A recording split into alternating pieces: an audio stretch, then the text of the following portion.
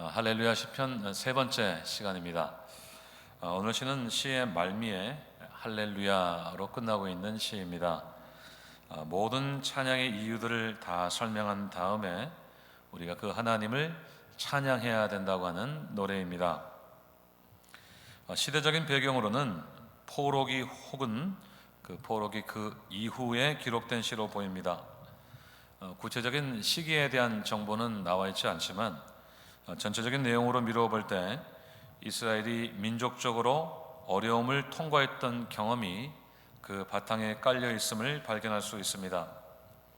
하나님의 징계로 크게 약화된 공동체가 국가적으로 그리고 영적으로 회복되는 과정에서 불렀던 시라고 볼 수가 있습니다. 이스라엘은 하나님의 선택을 받은 민족이었죠. 그렇기 때문에 무엇보다도 그들에게는 하나님과의 관계가 그 무엇보다도 중요했습니다. 하나님께 선택받고 그분의 인도하심, 보호하심, 그리고 그분의 공급을 받으면서 거기까지 이르게 된 그들이었기 때문에 그들에게는 단순히 잃어버린 국토를 회복하는 정도가 아니라 영적으로 회복되어야 했던 것입니다. 그런 면에서 이 노래는 매우 중요한 노래라고 할 수가 있습니다. 포로로 붙잡혀가서 암흑 같은 시간을 보냈던 그들이 어떻게 영적으로 회복되었는지, 그래서 그들의 영성이 또 예배가 어떻게 회복되었는지를 시의 내용을 통해 함께 살펴보도록 하겠습니다. 본문 1절 말씀을 다시 한번 읽겠습니다. 시작. 여호와여 영광을 우리에게 돌리지 마옵소서. 우리에게 돌리지 마옵소서. 오직 주는 인자하시고 진실하심으로 주의 이름에만 영광을 돌리소서. 아멘. 1절 말씀을 첫눈에 딱 봤을 때 뭔가 좀 생소한 말씀으로 보일 수 있습니다. 영광을 우리에게 돌리지 마시고 주의 이름에만 돌리라고 반복적으로 노래하고 있습니다. 찬양의 가사로 본다면 뭔가 좀 어색하게 느껴지기도 합니다. 사실 노래라고 하는 것이 가사의 맨 첫 부분이 매우 중요하지 않습니까? 잘은 모르지만 작사가들이 첫 소절을 만들 때 이 노래를 듣는 사람들에게 어떻게 어필할까 매우 고민을 할 것 같습니다. 사람들이 이 노래를 끝까지 들어보고 싶게 만드는 무언가 호소할 수 있는 메시지를 담으려고 할 것이기 때문입니다. 그렇게 볼 때 이 가사 첫 부분은 이 노래 전체의 주제와도 연관이 있을 것이고 사람들의 관심을 집중시킬 만한 내용이 되어야 될 것입니다. 조금 다른 말로 하자면 이 노래를 만들게 된 동기나 목적이 바로 이 첫 절입니다. 사실 이 1절은 어떻게 보면 당연한 이야기가 될 수 있습니다. 주의 이름에만 영광을 돌리라는 말이 당연하다고 생각되는 것은 하나님께서 모든 피조물의 영광을 받으시기에 합당하신 분이기 때문입니다. 영광스러우신 하나님께 영광을 돌린다는 것은 어찌 보면 너무나도 당연한 일입니다. 그럼에도 노래의 맨 처음을 이렇게 시작하는 것은 분명히 시인에게 의도가 있었을 것입니다. 사실 이 영광이라는 것은 그 대상이 가지는 본질적인 덕성이나 아름다움 혹은 긍정적인 가치를 다 포함하는 말입니다. 그래서 하나님의 영광이라고 하는 것은 하나님의 본질적인 속성을 가리킵니다. 특별히 하나님을 다른 존재와는 구별되게 만드는 특징, 곧 하나님의 하나님 되심이 곧 그분의 영광이라고 할 수가 있습니다. 그래서 하나님께 영광을 돌린다는 말은 하나님의 하나님 되심이 선명하게 드러나게 된다는 뜻입니다. 그분이 다른 존재와 구별될 수밖에 없는 덕성과 아름다우심과 선하심이 오직 그분에게만 있다는 뜻이 됩니다. 특별히 우리가 하나님께 영광을 돌린다는 것은 우리라고 하는 주체가 하나님의 하나님 되심을 인정하고 그분에게서 흘러나오는 모든 아름답고 거룩하고 선한 덕성들을 분명하게 드러나도록 한다는 뜻이 되는 것입니다. 그러면서 하나님께 영광을 돌리는 대표적인 행위가 바로 이 찬양입니다. 찬양은 하나님의 하나님 되심을 곡조에 담아서 드러내는 행위입니다. 꼭 멜로디가 있어야 되는 것은 아니지만 하나님의 모든 선하심을 겉으로 표현하는 행위로서의 이 찬양은 하나님께 영광을 돌려드리는 대표적인 행위인 것입니다. 그렇다면 오늘 시인은 왜 영광을 우리에게 돌리지 말고 하나님께만 돌리라고 했을까요? 그것은 먼저 이스라엘이 영광을 받기에 합당하지 않다는 것을 인정하기 때문입니다.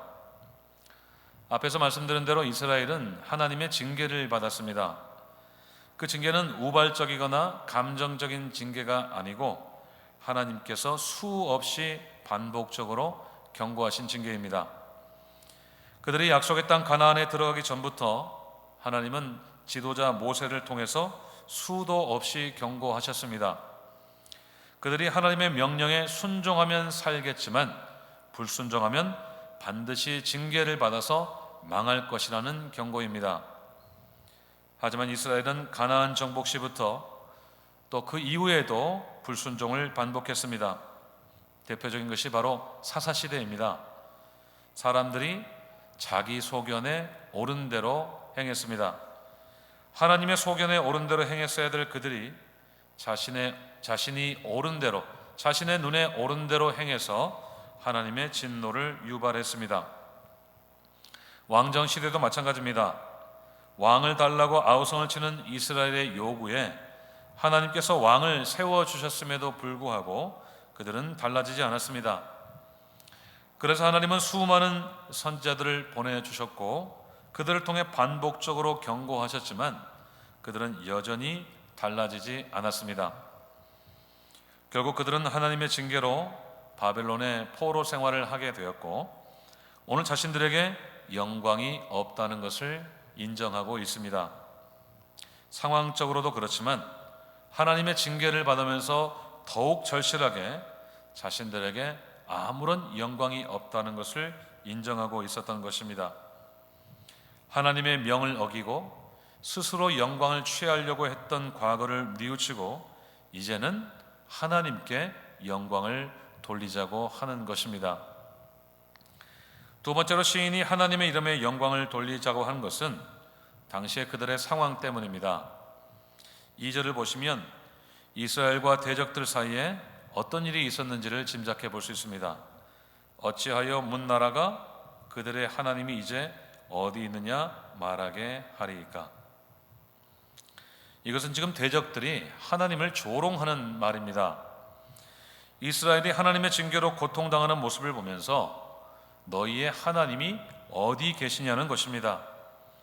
너희를 애굽에서 건져내서 약속의 땅으로 인도해 주신 하나님이 지금 뭐 하고 계시길래 그들이 포로 생활을 하고 있는데도 아무 일도 하지 않으시냐는 조롱입니다.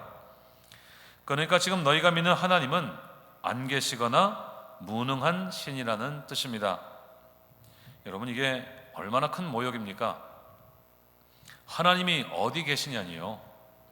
하나님은 분명히 살아계시고 온 천지에 충만하시고 이스라엘과 함께 하신 하나님이신데 그 하나님이 어디 계시냐고 하는 것은 분명히 악의적인 모욕입니다. 고대 이방 종교를 따르는 자들이 타 종교의 신을 조롱하는 것은 일반적인 일이었다고 합니다. 자기들의 신이 최고이고 다른 신들은 그래서 별것 아니라고 무시하고 조롱했던 것입니다.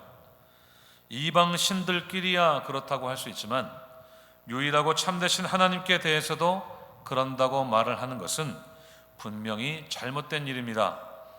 하나님의 영광을 손상하는 그야말로 신성모독의 행위가 되는 것입니다. 그래서 오늘 시인은 위기를 느끼고 있습니다. 자신들은 조금의 영광을 받을 만한 존재도 아닌 것을 인정할 수밖에 없지만 하나님의 영광이 손상되는 것에 대해서 다급한 마음인 것을 발견할 수가 있습니다. 하나님이 어떤 분이시라고 했습니까?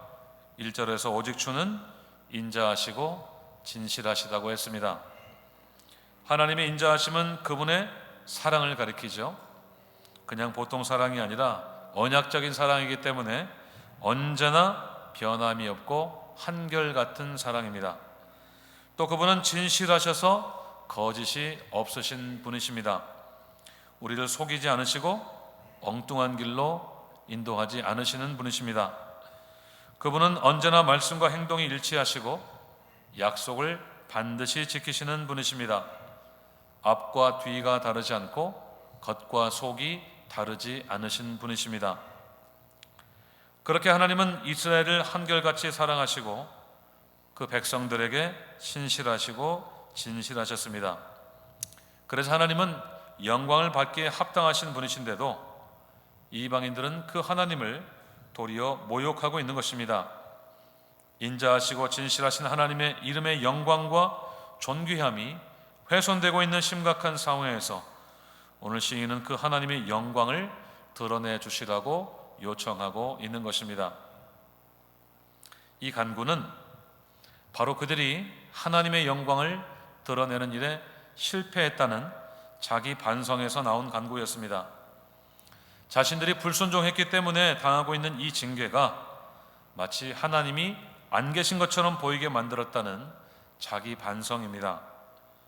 인자하시고 진실하신 하나님의 이름이 영광이 드러나도록 하나님을 사랑하고 그분을 진실한 마음으로 섬겼어야 했는데 그러지 못했던 자신들의 삶을 뉘우치고 있는 것입니다. 문나라가 두려워하면서 영광을 돌려야 될 하나님의 이름이 오히려 자신들 때문에 모욕당하고 있는 것을 극도로 죄송히 여기는 시인의 중심이 그대로 드러나고 있습니다. 그렇게 온 이스라엘 백성들은 이 시를 함께 낭독하면서 자신들보다 하나님의 영광을 우선적으로 생각하도록 요청을 받았던 것입니다. 사랑하는 여러분, 우리도 언제나 하나님의 영광을 최우선적으로 생각할 수 있는 하나님의 사람들이 될 수 있기를 간절히 소원합니다. 인자하시고 진실하신 하나님의 이름의 영광이 언제나 우리를 통해 드러날 수 있기를 간절히 바랍니다. 사실 우리는 하나님의 이름의 영광보다 우리 자신의 이름의 영광을 더 중요하게 생각할 때가 많습니다. 안 그런다고 하는 것 같지만 저는 안 그런데요, 그런 생각이 들기도 하지만 사실 가만히 생각해 보면 그렇다고 인정할 수밖에 없습니다. 근본적으로 자기중심적인 우리는 하나님의 영광이 훼손될 때에는 크게 동요하지 않다가 우리 자신의 이름의 영광이 손상받는다 싶을 때에는 참지를 못합니다. 여러분, 누군가 내 흉을 본다는 이야기를 들으면 어떤 생각이 드세요? 주님의 이름을 위해서 고난받는구나, 이런 생각이 드세요? 아니면 화가 치밀어 오르세요? 아마 대부분 화가 나실 것입니다. 유쾌하지가 않은 일입니다. 그것도 내가 했던 말에 대해서 오해를 하고서는 흉을 본다는 말을 들으면 당장 쫓아가서 따지고 싶은 생각까지 듭니다. 그게 아니라고 해명하고 사과를 받고 싶은 생각이 드는 것은 나의 이름의 영광이 훼손되었기 때문입니다. 하지만 우리가 하나님의 이름의 영광에 대해서도 그렇게 하고 있습니까? 하나님의 이름이 세상에서 욕을 먹는 경우에 우리는 분노합니까? 주님의 몸인 교회가 세상에서 욕을 먹을 때 우리는 그렇게 불편한 마음을 가지게 됩니까? 우리는 우리 자신의 영광보다 하나님의 영광과 그분의 교회의 영광을 최우선적으로 생각하고 있습니까? 특별히 나의 신실하지 못하고 덕스럽지 못한 삶 때문에 하나님의 영광이 가리워지고 있다면 우리는 회개하는 마음이어야 합니다. 마땅히 드러내야 될 그분의 인자하심과 진실하심을 드러내지 못한 것을 뉘우치고 회개할 줄 아는 겸허함이 우리에게 있어야 하는 것입니다. 오늘 시인의 이 노래가 우리의 노래가 되기를 간절히 소원합니다. 우리에게는 영광이 없음을 인정하고 오직 하나님의 이름에만 영광이 돌아가게 해달라는 이 시인의 중심이 언제나 우리에게 있기를 간절히 소원합니다. 그것이 고스란히 우리의 삶의 거대한 물줄기가 되었으면 좋겠습니다. 내 이름의 영광보다 하나님의 이름의 영광을 우선시할 줄 아는 삶, 변함없이 우리를 사랑하시는 하나님의 인자하심과 진실하심이 우리의 말과 행위를 통해 드러나는 그런 삶을 살 수 있기를 간절히 소원합니다. 그래서 우리가 살면 살수록 하나님의 이름의 영광이 더욱 선명하고 분명하게 드러날 수 있기를 주님의 이름으로 축원드립니다. 여러분, 우리의 영광과 하나님의 이름의 영광은 언제나 맞닿아 있습니다. 우리가 이 세상에서 칭송받고 모든 세상 사람들에게 덕스러운 이름이 될 때 하나님의 이름도 영광을 받으십니다. 우리가 어떻게 사느냐에 따라서 하나님의 영광이 좌우됩니다. 우리가 하나님의 자녀이고 그분이 택하신 백성이기 때문에 그렇습니다. 우리의 덕스러운 삶을 통해 하나님을 닮은 신실하고 진실한 삶을 통해서 하나님의 영광이 선명하게 드러나는 삶을 사시기를 주님의 이름으로 축원드립니다. 우리 하나님의 이름이 왜 그토록 영광스러운가? 시인은 계속 설명을 이어가고 있는데요. 3절 말씀을 보십시오. 3절을 같이 읽겠습니다. 시작.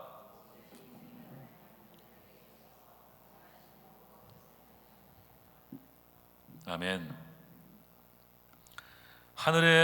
하나님이 하늘에 계시다는 것은 하나님이 가장 높으시다는 것이고 또 그분은 초월적인 분이라는 뜻입니다.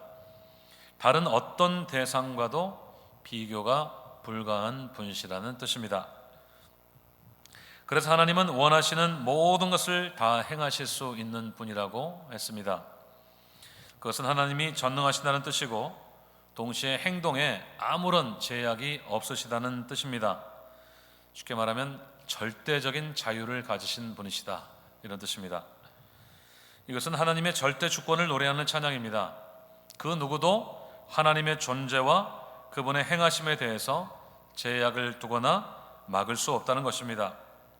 하나님이 한번 작정하시고 시행에 옮기시는 일에 대해서 반대하거나 회방할 수 있는 존재는 이 세상에 없다는 뜻입니다.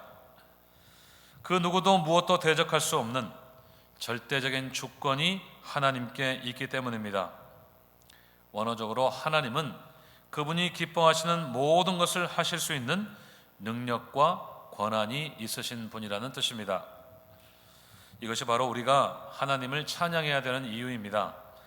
하나님께서 그 능력과 권한으로 우리를 구원해 주셨기 때문입니다. 하나님은 능히 우리를 죄에서 구원하실 수 있는 능력이 있으신 분이셨고 또 우리가 구원받는 것을 기뻐하셨습니다. 그래서 하나님은 누구도 막을 수 없고 회방할 수 없는 권세로 우리 각 사람을 구원해 주셨습니다. 사탄은 우리가 구원받는 것을 결코 원하지 않았습니다. 왜냐하면 우리가 구원받는다는 것은 곧 자신의 백성을 빼앗긴다는 뜻이기 때문입니다. 그래서 아마도 사탄은 우리가 구원받지 못하도록 안간힘을 썼을 것입니다. 우리에게 있는 기독교에 대한 선입견이나 반감을 부추기기도 했을 것이고 사회에 퍼져 있는 기독교에 대한 부정적인 이미지를 우리에게 심어주려고 애를 쓰기도 했을 것입니다. 한참 지적인 호기심이 왕성한 청년 시절에는 우리의 논리나 이성을 자극해서 자칫 모순처럼 보일 수 있는 기독교의 진리에 대해서 반감을 가지기도 했을 것이고 교회에 대한 부정적인 경험을 빌미로 교회에서 아예 멀어지도록 만들기도 했을 것입니다. 또 하나님 그분에 대한 거부감을 사탄이 충동했을 수도 있습니다.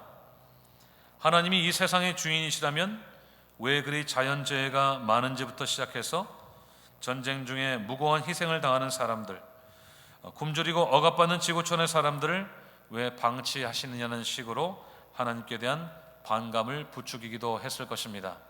하나님이 우리의 기도를 들으신다면 왜 그렇게 기도를 안 들으셔서 병든 자가 고침을 받지 못하고 가난한 자가 가난을 벗어나지 못하고 억울한 자가 억울한 채로 있어야 되는가? 그런 식으로 하나님과 우리 사이를 이간질하기도 했을 것입니다. 그런 면에서 볼 때 우리는 구원받지 못했을 가능성이 매우 많은 사람들이었습니다. 이런 회방 속에서 우리는 예수님을 믿기보다는 나의 이성과 또 과학을 믿고 삶의 노하우를 의지하며 살았을 사람들입니다. 그러면서 우리는 하나님으로부터 점점 멀어져 가고 구원으로부터 점점 멀어져 가는 삶을 살 수밖에 없었을 것입니다. 하지만 하나님은 그런 회방에도 불구하고 우리를 구원해 주셨습니다. 하나님이 우리를 구원하시기를 기뻐하셨기 때문에 그 모든 회방과 방해 공작을 뚫고 우리를 구원해 주셨던 것입니다. 하나님은 초월적인 하나님이시고 한 번 작정하신 일은 반드시 행하시는 분이시기 때문입니다. 특별히 한 번 우리를 구원하시기로 작정하신 하나님은 우리를 구원하시고야 말았습니다. 그것은 사탄이 방해할 수 없었던 일이고 우리 자신도 거부할 수 없었던 일입니다. 이것이 바로 우리가 하나님을 찬양해야 되는 이유입니다. 원하시는 모든 일들을 반드시 행하시는 하나님, 절대 주권의 하나님, 그 주권과 그 자유로 우리를 구원해 주신 하나님이 우리가 평생 그분을 찬양해야 될 이유인 것입니다. 4절 이하의 말씀을 보십시오. 하나님을 조롱하는 자들이 섬기는 우상은 은과 금으로 화려하게 꾸며졌어도 사람이 만든 것일 뿐이라고 했습니다. 5절 이하도 계속 보십시오. 입이 있어도 말하지 못하고 눈이 있어도 보지 못합니다. 귀가 있어도 듣지 못하고 코로 냄새도 맡지 못합니다. 손이 있어도 만지지 못하고 발이 있어도 걷지 못합니다. 목구멍이 있어도 작은 소리조차 내지 못합니다. 이유는 단 하나입니다. 생명이 없기 때문입니다. 우상은 사람이 만든 조각에 불과하기 때문에 아무런 생명이 없습니다. 그것은 어떤 모양일 뿐이지 생명체가 아니기 때문입니다. 스스로 서 있지도 못하고 움직이는 것은 더욱 상상할 수도 없습니다. 그래서 우상은 도울 힘이 없습니다. 자기를 숭배하는 자들을 도와주려고 해도 능력도 없고 비인격적인 사물이기 때문에 도와주려고 하는 뜻 자체도, 의지 자체도 가질 수가 없습니다. 하나님은 살아계신 인격적인 신이시기 때문에 원하시는 모든 것을 다 하실 수 있지만 우상은 죽어있는 사물이기 때문에 무엇을 원하고 의도하는 것조차 할 수 없습니다. 그래서 당연히 도울 수가 없습니다. 그렇기 때문에 시인은 어떻게 노래합니까? 9절과 10절, 11절 말씀을 연속해서 보십시오. 이스라엘아 여호와를 의지하라. 아론의 집이여 여호와를 의지하라. 여호와를 경외하는 자들아 너희는 여호와를 의지하라고 했습니다. 그 이유를 이 세 절에서 반복적으로 같은 말로 설명하고 있죠. 각 절의 하반절에서 그는 너희의 도움이시요 너희의 방패시로다 그랬습니다. 하나님이 그들의 도움이 되신다는 것입니다. 사람이 세워놓지 않으면 서 있지도 못하는 우상은 결코 사람을 도울 수 없지만 살아계시고 원하시는 일을 행하시는 하나님은 우리를 도와주신다는 것입니다. 그러니까 하나님은 우리를 돕기를 기뻐하시는 분이라는 뜻입니다. 또 우리의 방패가 되신다고 했습니다. 우리를 모든 공격으로부터 보호해 주신다는 뜻입니다. 우리가 예수님을 믿기 전에도 회방하며 공격했지만 예수님을 믿고 구원을 받은 이후에도 여전히 포기하지 않는 사탄으로부터 우리를 보호해 주신다는 뜻입니다. 그래서 시인은 우리 모두를 향해서 여호와를 의지하라고 노래하고 있습니다. 아무런 생명도 능력도 없는 우상에게 조금이라도 눈 돌리지 말고 오직 하나님께 시선을 고정하고 그분만 의지하라는 것입니다. 도울 힘이 있으신 하나님, 도와주기를 기뻐하시는 하나님을 의지하면 그분의 도우심을 받고 그분의 보호하심을 받는다는 노래인 것입니다. 특별히 하나님을 경외하는 사람들은 반드시 그분을 의지해야 한다고 했습니다. 경외한다는 것은 늘 하나님을 두려운 마음으로 의식한다는 것이고 의지한다는 것은 내 힘을 뺀다는 뜻이지요. 늘 하나님이 내 삶 속에서 함께 하시고 나를 도와주시기를 기뻐하시니까 내가 더 이상 나를 책임지지 않아도 된다는 그런 자유함 속에서 내 힘을 빼고 그분을 의지하라는 뜻입니다. 우리가 하나님을 의지하면 하나님께서 우리에게 복을 주십니다. 12절 말씀을 보십시오. 여호와께서 우리를 생각하신다고 했습니다. 생각하신다는 말은 우리를 기억하신다는 뜻입니다. 우리를 하나님께서 늘 염두에 두신다, 이런 의미입니다. 여러분, 우리가 누군가를 늘 마음에 두고 있으면 어떻습니까? 그 사람의 필요를 생각하게 되어 있습니다. 자녀들이 부모 곁을 떠나 살면 늘 자녀들이 마음에 쓰이는 것이 바로 부모입니다. 밥은 제대로 먹고 다니는지, 집은 깨끗하게 좀 치우면서 살고 있는지, 학교와 직장에서 동료들과 다투지 않고 사이좋게 잘 지내고 있는지, 무엇보다도 교회 열심히 잘 다니면서 신앙생활 잘 하고 있는지 늘 마음에 쓰이는 것이 바로 부모의 마음입니다. 그래서 좀 뭐라도 좀 해주고 싶은 것이 부모의 마음이죠. 이 아이가 좀 잘 지낼 수 있도록 내가 뭘 도와줄 수 있을까? 한 번씩 가서 청소해 줘야겠다, 또 같이 한번 교회 또 가줘야겠다, 그런 생각이 들죠. 자녀가 늘 마음속에 있으면 늘 그런 생각이 드는 것이 바로 부모의 마음입니다. 하나님이 우리를 생각하신다는 것은 그분이 늘 우리의 필요를 생각하신다는 뜻입니다. 우리에게 필요한 것들을 채워주실 때 우리는 그것을 복이라고 부르지 않습니까? 때로는 우리가 필요 이상의 복을 구하는 것이 문제이지, 하나님은 늘 우리를 기억하시고 우리에게 필요한 것들에 관심을 가지고 계시는 분이십니다. 그래서 시인은 15절에서 이렇게 선언합니다. 너희는 천지를 지으신 여호와께 복을 받은 자로다. 같이 한번 읽을까요? 시작. 너희는 천지를 지으신 여호와께 복을 받은 자로다. 아멘. 우리가 전능하신 하나님께 복을 받은 사람들이라는 것입니다. 인자하시고 진실하신 하나님의 사랑과 돌봄을 받는 사람들이기 때문에 우리는 복받은 사람들이고, 늘 우리를 생각하시는 하나님이 우리의 도움이시고 방패가 되시기 때문에 우리는 복받은 사람들이라는 것입니다. 그리고 무엇보다도 하늘에 계셔서 원하시는 모든 일을 행하시는 하나님이 우리의 하나님이시기 때문에, 그 하나님이 우리에게 구원의 은총을 베풀어 주셨기 때문에 우리는 복받은 사람이라는 것입니다. 사랑하는 여러분, 그 하나님을 찬양하실 수 있기를 바랍니다. 그 하나님의 이름에 영광을 돌려드리시기를 바랍니다. 우리의 삶을 통해 하나님의 영광이 선명하게 드러날 수 있기를 간절히 바랍니다. 내 영광보다 하나님의 영광을 더 우선시할 수 있는 영성, 그것이 바로 우리의 예배가 회복되고 하나님과의 관계가 회복되는 일입니다. 영원히 진실하신 우리 하나님께 진실한 삶을 통해 이제부터 영원까지 하나님을 송축하는 할렐루야의 삶이 우리의 삶에 계속되시기를 주님의 이름으로 축원드립니다. 기도하시겠습니다.